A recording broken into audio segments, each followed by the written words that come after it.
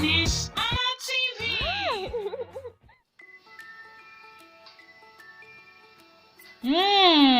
Ndewo na ụmụ akwụkwọ mara ihe. Anyị adịkwa njikere. N'ụbọchị taa, anyị ga-amụ ihe ọhụrụ. Ihe a ga-amụkwa bụ gịnị? Akụkụ ahụ mmadụ. Kwuo ya.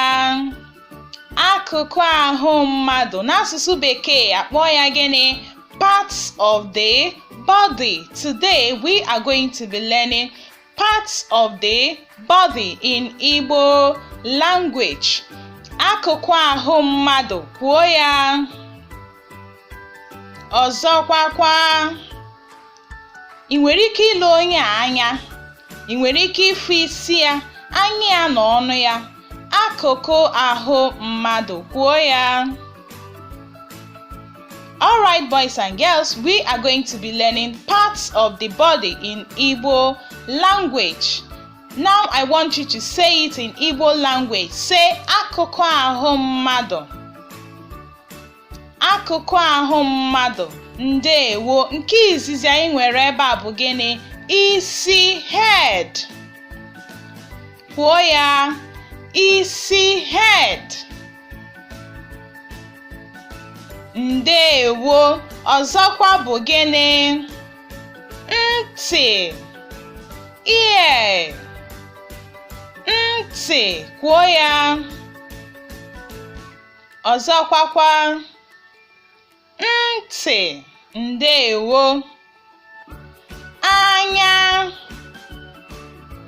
Anya, eyes. Anya, eyes. Kwuo ya. Ndewo. Imi.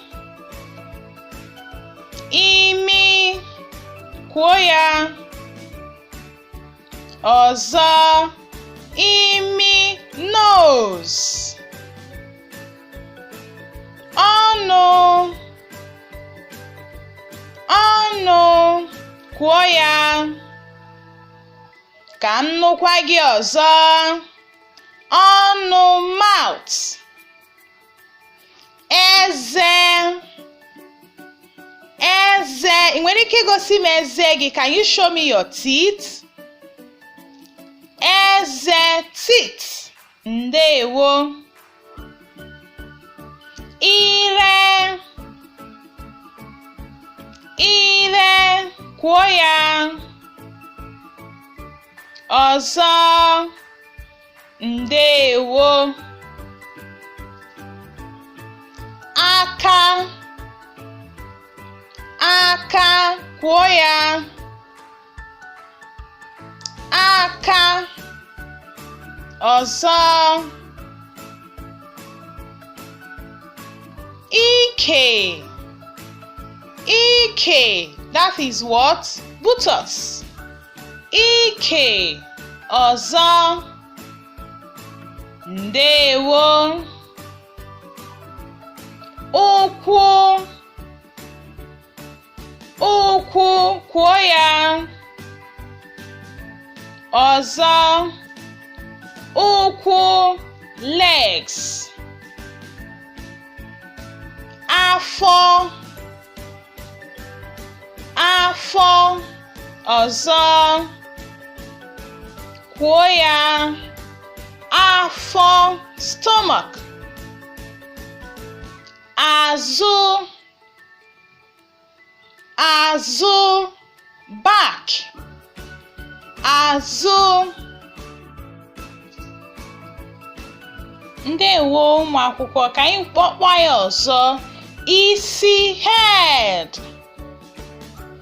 Isi, head. Ọzọkwa.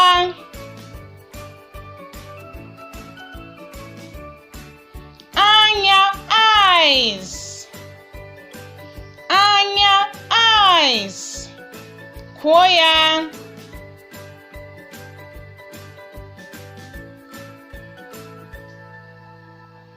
Ntị, ear. Jide ntị gị aka.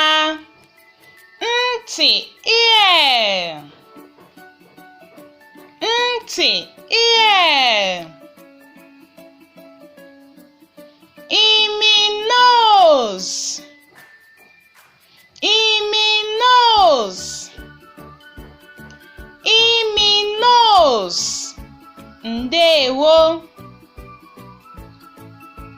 Ọnụ mouth. Ọnụ mouth. Ọnụ mouth. Eze teeth. Eze teeth. Eze teeth. Ngwanụ ka anyị na-akụ aka ya na ya so. Ire tongue. Ire tongue. Ire tongue. Ndewo. Ike buttocks. Ike buttocks.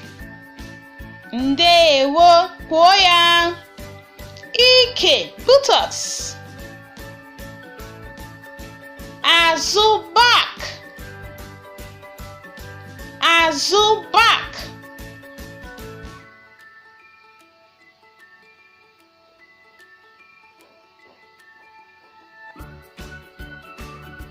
Aka hands.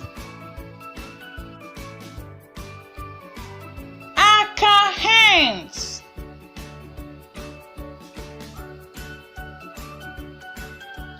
Ụkwụ legs.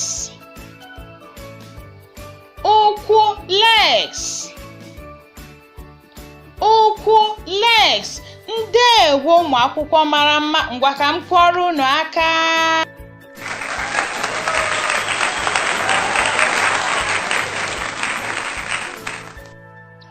Imeela ụmụ akwụkwọ mara ihe.